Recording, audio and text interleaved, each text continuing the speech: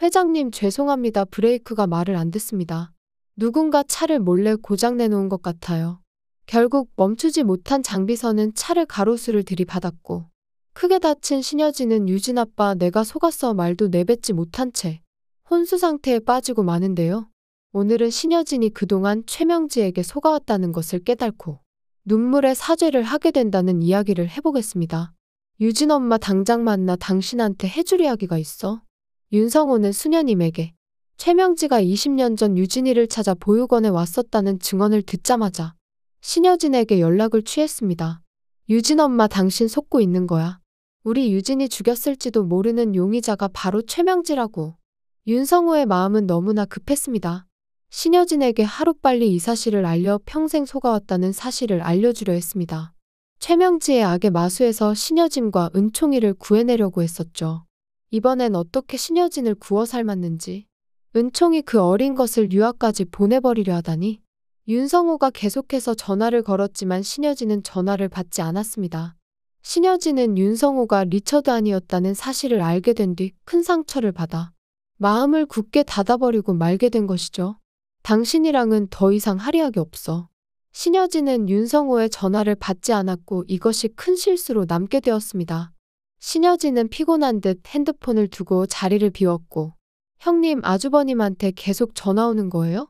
그래 포기를 모르고 계속 전화를 안 해 차단을 하던가 해야지. 동서가 전화 끊기면 내 방에 핸드폰 가져다 놔줘. 난 좀 들어가서 쉬고 있을게. 그렇게 윤성호가 남긴 경고 문자는 최명지가 확인하게 되었습니다. 유진 엄마 최명지가 우리 유진이 죽인 범인일지도 몰라? 원장수녀님 만나 확인했어. 우리 은총이 지켜야 돼. 윤성호의 긴급 문자를 보고 최명지는 다급히 문자를 삭제했습니다. 아주버님 지금 제 뒤를 캐고 다니셨던 거예요? 이걸 어쩌죠. 이 문자를 제가 먼저 봐버렸는데. 안타깝게도 먼저 눈치를 까게 된 최명지는 신여진이 알기 전에 이 사실을 감추려 했습니다.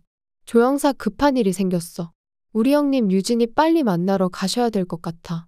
유진이 있던 보육원 원장 수녀가 한국에 들어와서 아주버님께 다 불어버린 모양이야. 내가 문자를 먼저 봤으니 다행이지. 형님이 다 알아버리기 전에 우리 형님 차를 좀 손봐줘야겠어. 궁지에 몰리자 최명진은 유진이에 이어 신여진까지 죽여버리려는 나쁜 계획을 세웠습니다. 혜성그룹 전부 우리 하나뿐인 조카 세영이한테 상속한다는 유서도 하나 준비해줘. 이번엔 신여진의 차에도 나쁜 손을 써두게 된 것이죠. 역시나 구지석 부모님의 차량 브레이크에 손을 대 황천길을 걷게 만든 범인도 신여진이 아니라 최명지였습니다. 아무리 그래도 신여진이 그렇게 자기는 죽어도 아니라고 발뺌할 리가 없었는데 남편도 믿어주지 않았지만 정말 신여진이 죽인 게 아니었던 거죠. 신여진은 최명지 때문에 윤성호의 지워진 문자를 보지 못했고 평소와 같이 출근하기 위해 장비서가 운전하는 차에 탑승했습니다. 그런데 계속해서 신여진이 전화를 받지 않자 윤성호는 이번엔 장비서에게 전화를 걸어왔죠. 장비서 아침부터 미안합니다. 유진 엄마한테 꼭 해야 될 이야기가 있는데 전화를 받지 않아서요. 실례지만 장비서에게 전화하게 되었어요. 혹시 옆에 유진 엄마 있습니까? 회장님 저 윤성호 사장님이신데요. 전화 받아보시죠. 급한 일이신 것 같습니다. 내가 전화 안 받는다고 지금 자네한테까지 전화를 한 거야? 도대체 급한 일이 대체 뭐라고? 전화 바꿔줘. 그래 나야 대체 뭔데 사람을 이렇게 피곤하게 해. 급한 일이라는 게 대체 뭐야?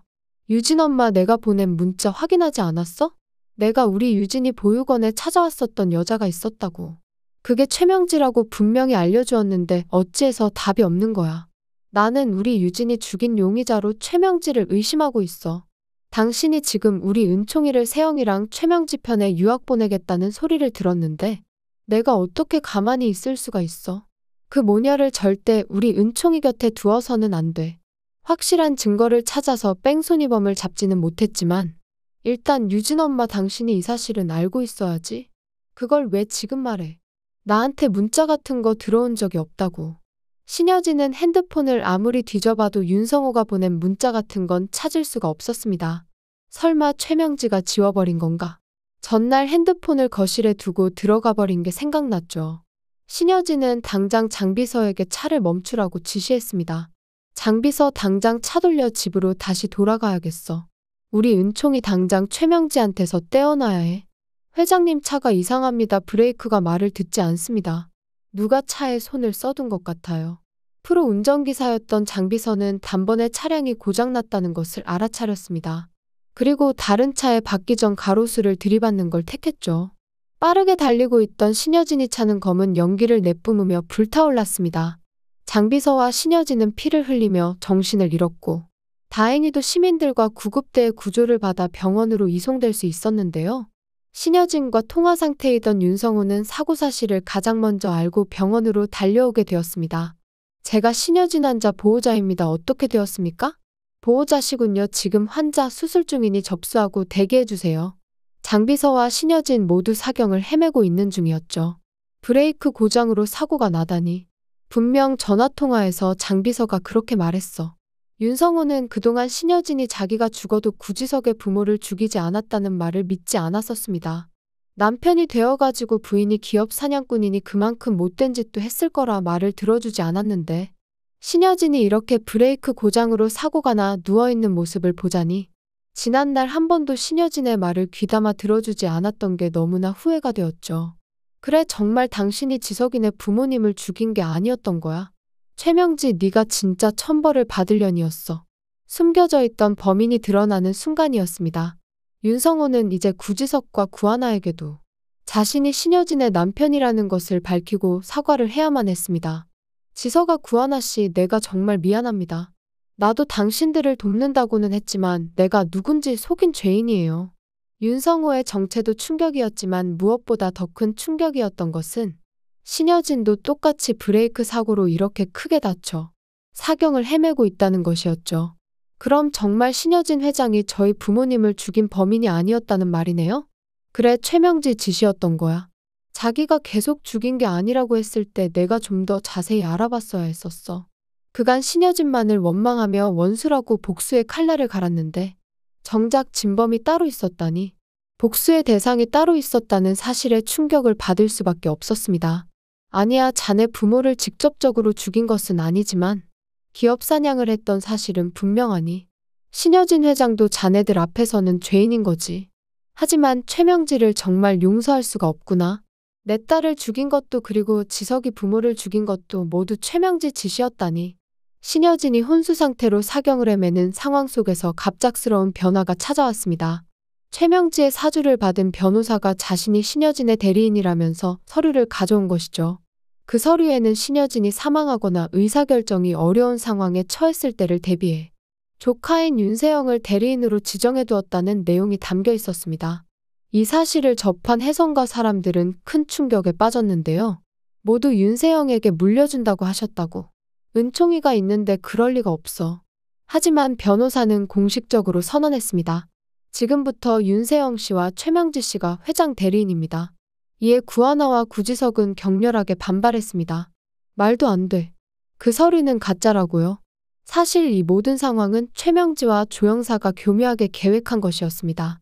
혹여나 신여진이 죽지 않을 경우도 대비해서 유서 말고 최명지가 손을 써두었던 것이었죠. 하지만 아직 신여진은 죽지 않았습니다. 이는 앞으로도 언제든지 최명지가 신여진을 죽이기 위해 찾아올 수도 있다는 뜻이었죠.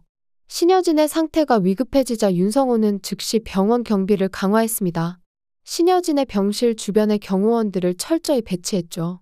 최명지가 이번엔 정말로 혜성그룹을 차지하기 위해 신여진을 해치려 올 것이라 예상할 수밖에 없었습니다. 그런 긴장감 속에서 은총이는 할머니의 병실을 찾았는데요.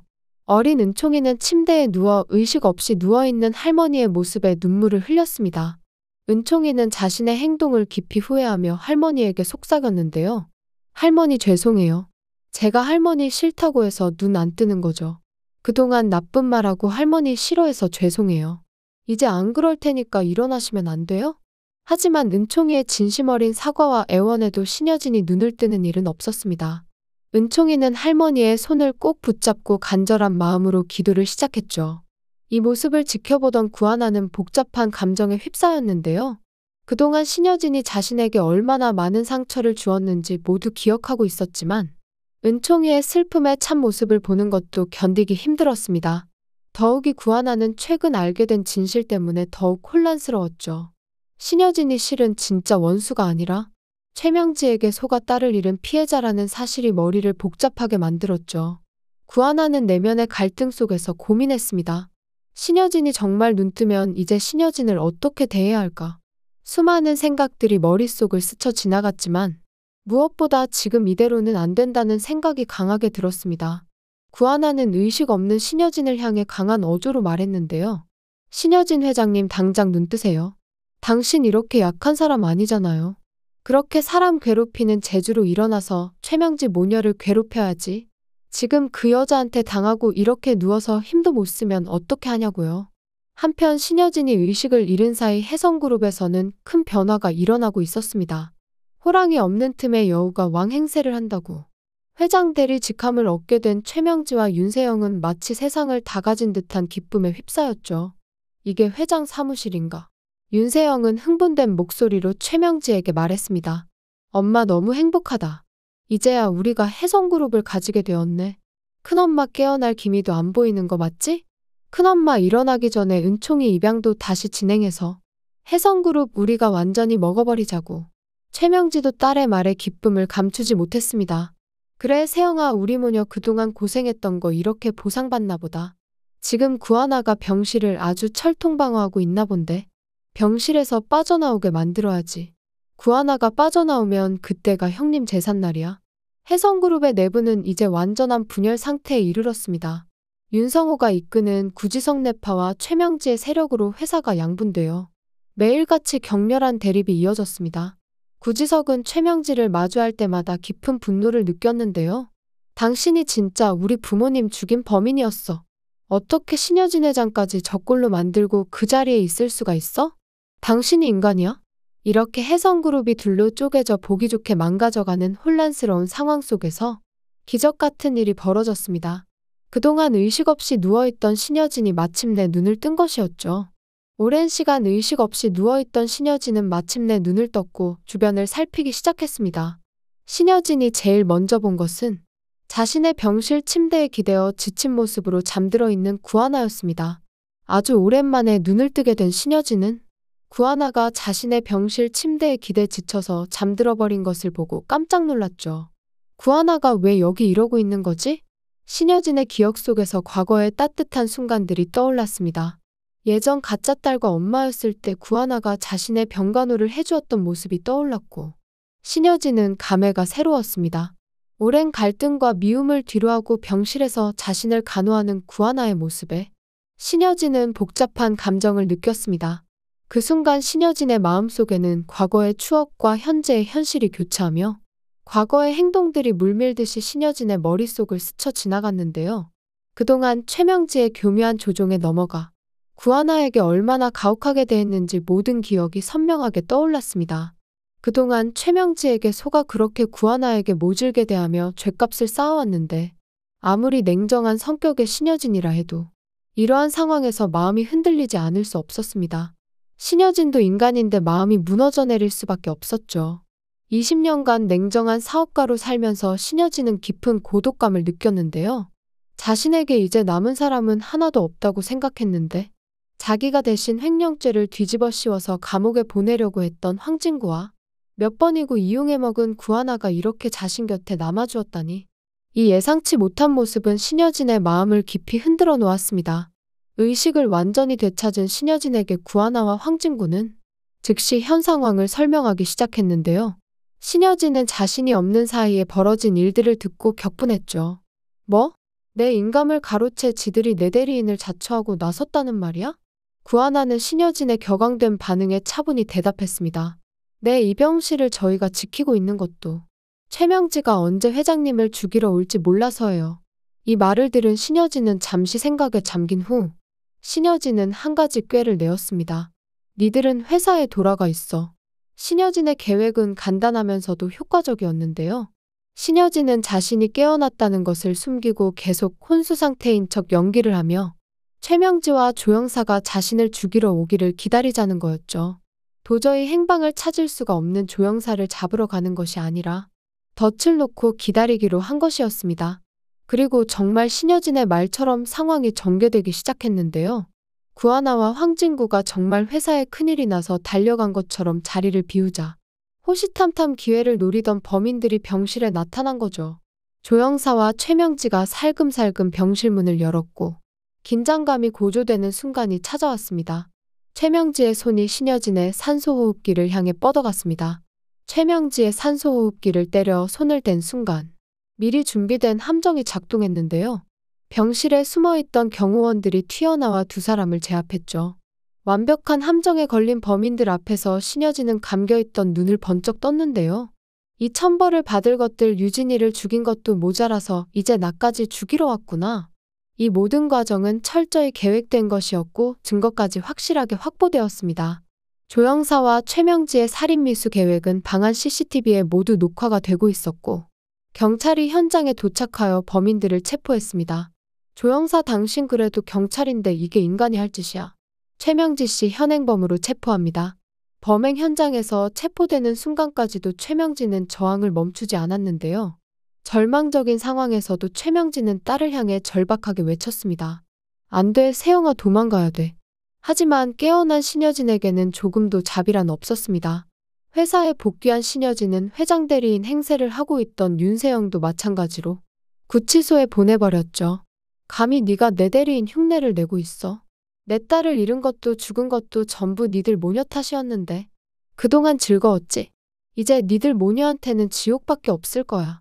하지만 이 모든 사건을 겪으며 신여진 자신도 깊은 성찰의 시간을 가졌습니다.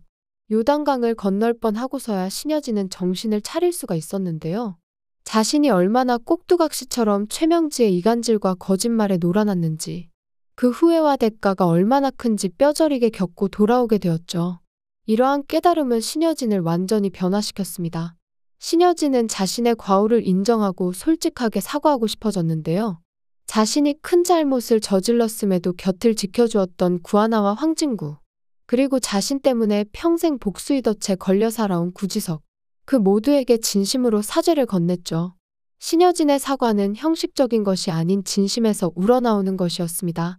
무릎까지 꿇고 이번엔 진심에서 우러나는 미안함이었죠. 이러한 신여진의 태도 변화는 구지석과 구하나에게 큰 의미가 있었습니다. 신여진은 완전히 딴 사람이 되어버린 듯 은총이를 구하나에게 보내겠다 했습니다. 이는 신여진에게 있어 매우 큰 결단이었는데요. 자신은 어차피 죗값을 치르러 감옥에 가야 했고 은총이와 구하나를 찢어놓으려 했던 게 얼마나 자신의 이기심이었는지 철저하게 깨달아 버렸으니까요. 그러나 신여진이 감옥에 있는 동안에도 뜻밖의 변화가 찾아왔습니다. 감옥에 가 있는 신여진에게는 면회올 사람 하나 없을 것 같았지만 구하나가 은총이와 함께 꾸준히 신여진을 찾아주었죠. 신여진이 교도소에서 나오는 그날, 이제 구하나와 신여진 두 사람은 정말 엄마와 딸이라는 관계로 살 수 있을지도 모릅니다. 서로를 끔찍이 아끼고 사랑하면서도 또 미워하고 서운해하며 보통의 엄마와 딸 같은 관계로 말이죠. 신데렐라 게임 미복수의 끝이 어디일지 기대해보면서 리뷰 마치겠습니다. 구독과 좋아요를 눌러주시면 제가 영상을 만드는데 큰 힘이 됩니다. 시청해주셔서 감사합니다.